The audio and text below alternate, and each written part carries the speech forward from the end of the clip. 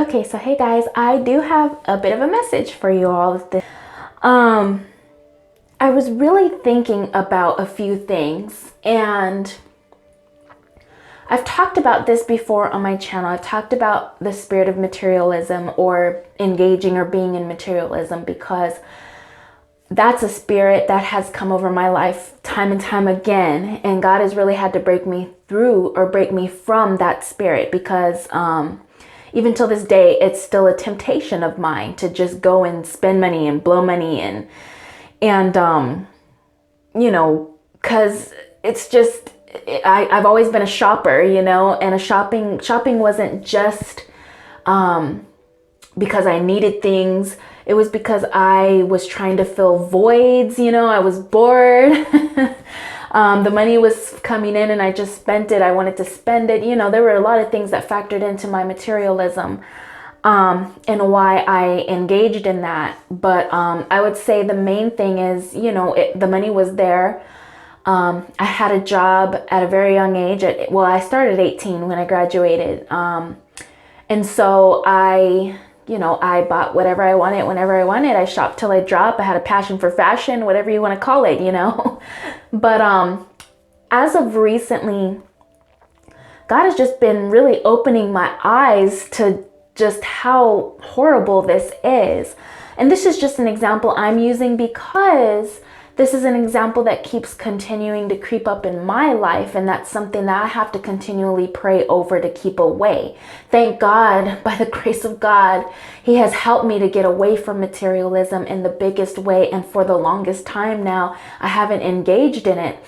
But it's still something that it's just a temptation, it's just something that I have to, when I feel like, I feel that feeling of, I need to go shop coming on. I have to actually spiritually pray this thing away. And this, happens so often to me. So what I want to talk about today, was something that God brought to me, and I'm praying that this will help you guys. And this is not me in any way, and I'm looking down because I'm looking at my notes, and this is not me in any way attacking anybody or coming against anybody.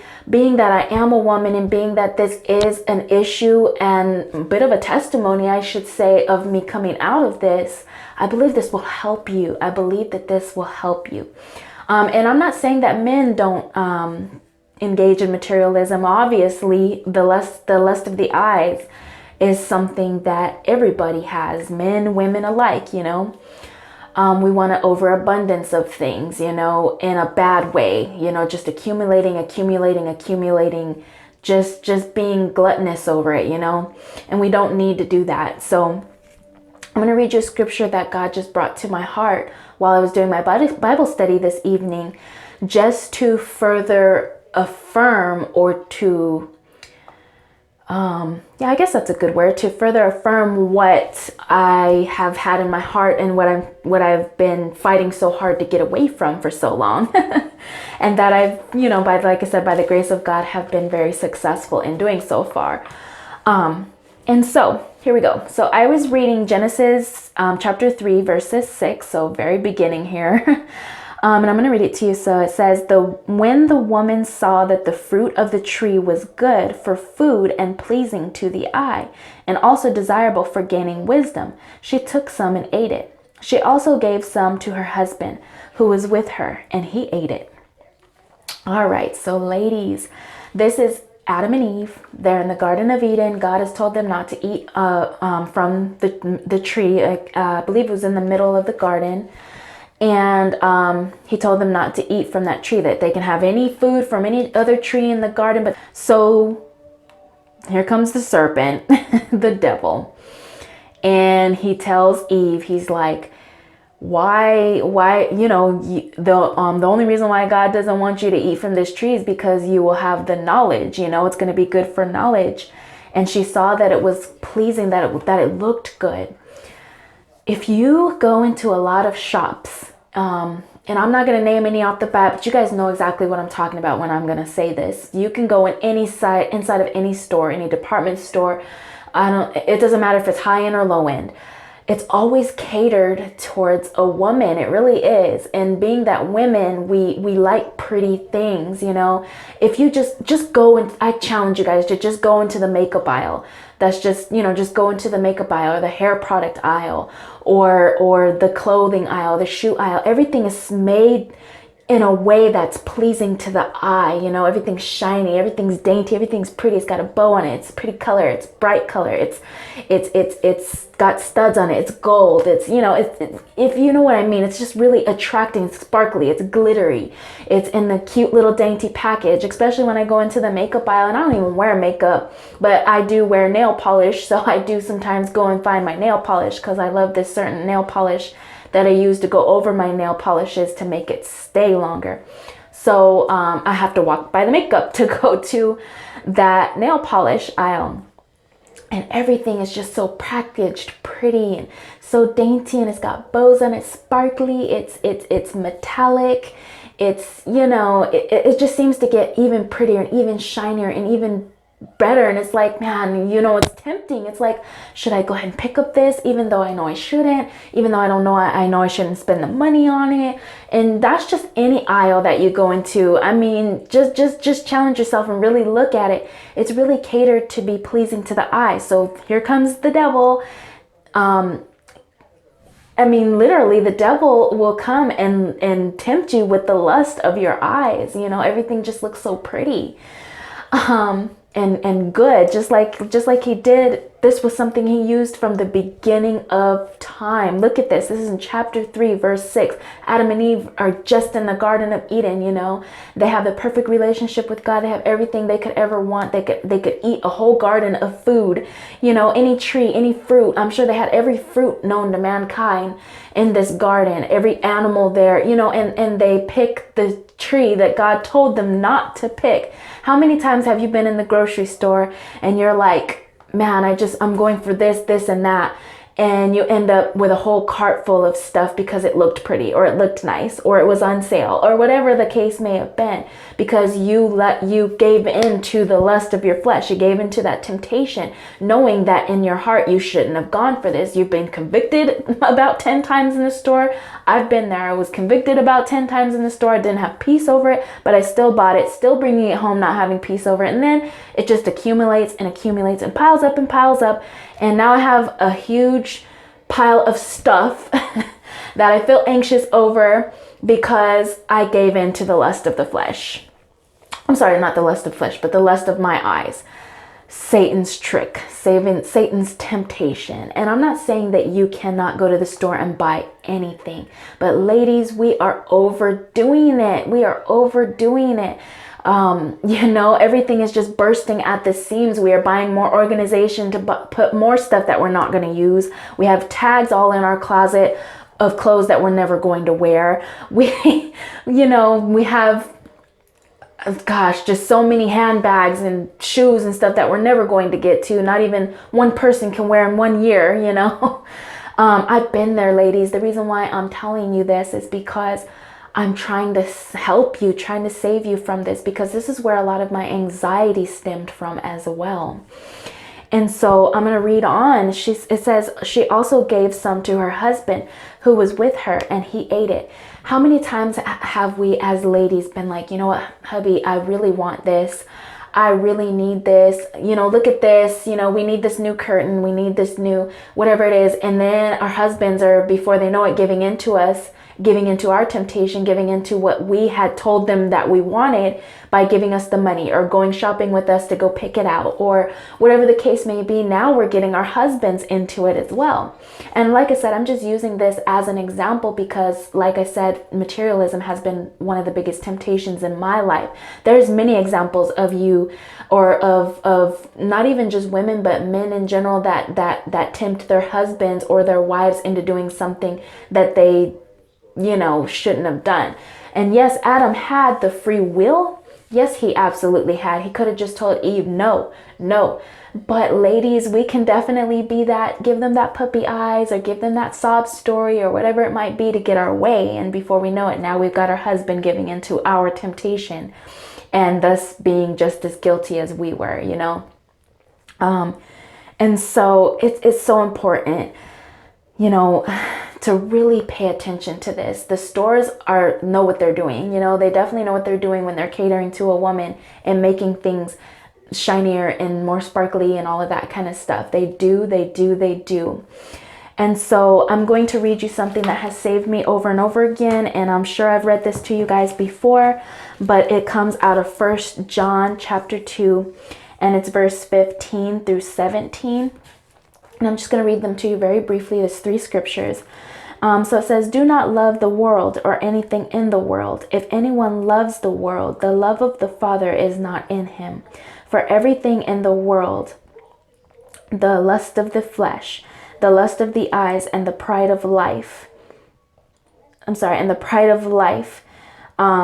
not come from the Father, but from the world. The world and its desires pass away, but the man who does the will of God lives forever. So the lust of the flesh, the lust of the eyes, and the pride of life. Of course, we all know what the lust of the flesh is. That's lusting after somebody in a sexual way, you know, or pornography, you know, masturbation. These are all forms of lusting after the flesh, right? The lust of the eyes, anything that we see that is just pretty and beautiful and whatever, you know. And of course, we all know what the pride of life is. God hates pride, you know. He steers away from the prideful. So he hates pride. He hates it. God hates pride. So those are 3 things that we really need to look at when we're looking at any aspect in our lives. You know, if you go into that closet and it's just bursting at the seams, what are you still shopping for? If you're, you know, going to the club, whatever the case, why would you even be in a club in the first place and looking at every woman in there like you want to sleep with them? Why are you doing that? You know, why, you know? You're not better than anybody, so why are you holding on to the pride of life? Nobody can be better than God. You know, God is the Almighty. So why are you even trying to have the pride of life? You know, you're supposed to remain humble before your Father and before man, period. You know, you're not better than anybody else. There's always somebody that's trying to be the best top and the most top and trying to outdo this person and outbe this person, trying to be better than that person, trying to be better than that person. No. You know, the only person that you need to be pleasing and be in the will of and be in the call of is God. That's all that really matters in any aspect in your life. So we've got to let go of those three things. We have to look at what it did. Look at what the lust of the eyes did. It caused us to go into sin. Man fell. We fell from the Garden of Eden. We all could have been in the Garden of Eden, just happy and fulfilled and perfect relationship with God, with every food that we could ever want and desire. But we left that all behind to come into this world of sin now. And now we're all born into this world of sin. And now we have to, it's just a whole cycle. And Jesus had to die for us in order to be able to be forgiven for our sins. And I mean, just all of this different stuff happened. It was all part of God's plan. Don't get me wrong. It all happened for his reasons. His thoughts are higher than our thoughts. His ways are higher than our ways. I cannot begin to tell you why any of this ever happened, but I can only go by what the word says. And what the word says is we've got to get rid of those things. We have to. Because otherwise you're always going to be stuck in that anxiety. You're always going to be stuck in this cycle, you know, of trying to fulfill a hole that only God can fulfill inside of you. You can only be fulfilled with God. And that is it. That is it. There is nothing in this world that you can hold on to. Just like it says, the world and its desires pass away. But the man who does the will of God lives forever. So obviously that's the only thing that matters. Okay, so you go and get this shiny new this and this big new that. And, you know, I talk about that a lot on my channel, but you cannot take it with you. And if it's going to hurt you being in the will of God and in the call of God and doing what he has told you to do and called you to do, then you do not need it. Get rid of it. Get rid of it. If there's anything that's in your way, anything, if God has told you to get rid of that live-in boyfriend, get rid of him. If God has told you to downsize to a smaller home, Get rid of that house that you're holding on to. If God has told you to get rid of your very job, get rid of it. God will provide for you. Trust in God. He is your Savior. God will provide for you. He will not see you without. He won't. It may not be the things that you truly, truly desire because you're looking at what everybody else has. That's another monster in itself. Don't look at what other people have. Be content in what God has for you, and knowing that that is what God truly desires for you to have. Why would you want anything else that God doesn't want for you? It's only going to end up in disaster in the end for you. Believe me, I've been there. I've been there. And it's not a place that I desire to go back to. So that's how I believe I'm able to stay away from that temptation. I'm able to pray, and I'm able to ask God to pour His grace upon me to stay away from it and to get away from it, because it's something that had consumed me, consumed my life. It depreciated me of everything, of every blessing. I'm thinking I'm getting blessed by accumulating more and more and more, but all it was doing was pushing me into a corner more and more, keeping me in anxiety, and my peace was just nowhere to be found. My peace was nowhere to be found. So I had to let it go. I had to let it go. And anybody, from what the Bible is saying, anybody that wants to be in the will of God has to let it go too. You have to let go of the pride of life, the lust of the flesh, and the lust of the eyes. You have to let them go, because those are the things of this world. Those are the desires of this world. And we are trying to get away from that as a true believer. We have to. You're never going to be in peace if you're just accumulating and accumulating and accumulating and never really going anywhere with it, you know? Okay, maybe you're accumulating stuff to give stuff away, but how much are you really giving away? Nothing. Chances are you're just stuffing it away in more and more places in your house. You know, it's madness, guys. It's madness. It's madness. You know, these things can be taken away from you. We should be looking at things above, you know, looking at things heavenward. Those are the things that we should be striving for, and the blessings that we should be wanting. And so when God put me in ministry, boy, oh boy, did He have to deal with me before I even got into ministry. I guess not ministry, but on this YouTube channel, He had to deal with me a lot on materialism. Because like I said, it was consuming my life. It really was. It was consuming my life. And so I'm here to tell you guys that it's going to take prayer. It's going to take discipline. Ask God for His grace and His strength, and you will get through it. You will. It's not going to be an easy one to get rid of, especially if you were anything like I was. It was my life to shop. I did it all day, every day, just out of boredom, or just because. Just because. I did. And everything, my wallet was bursting at the seams. My closet was bursting at the seams. My heart was bursting at the seams. You know, everything was just bursting at the seams. And I found myself in this deep, dark place. And I couldn't get out until God made me get rid of all of those things. And I've never been more free and more happy. Never. And so I'm just telling you guys, pray, pray, pray. Don't give up. Ask God for that discipline. Ask God for the wisdom. Ask God for the grace to be able to get through this. I love you guys. I hope you guys have a good day. Bye.